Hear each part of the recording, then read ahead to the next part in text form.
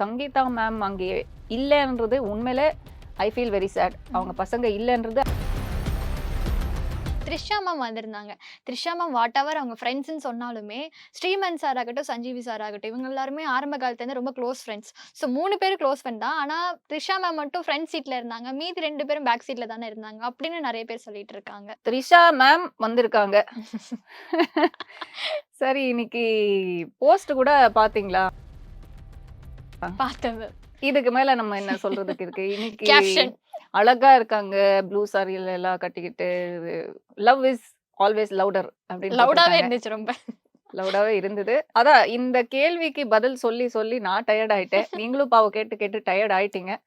எத்தனை தடவை சொன்னாலும் அது வந்து end of the day it is his personal life. அவங்க என் பக்கத்துல யார் இருக்கணும்ன்றது முடிவு பண்றது அவங்களுடைய முடிவு தான். இப்போ கடந்த 5 வருஷத்துல ஒரு செப்பரேஷன் நடந்திருக்குன்றது நமக்கு இப்போதான் தெரியும். இப்போ சங்கீதா மேம் அங்கே இல்லைன்றது உண்மையிலே ஐ ஃபீல் வெரி சேட். அவங்க பசங்க இல்லைன்றது I feel very sad personally. Aachi Masala. எந்த சமையலும் ருசி தேடும் ரகசியம் 20 ரூபாய்.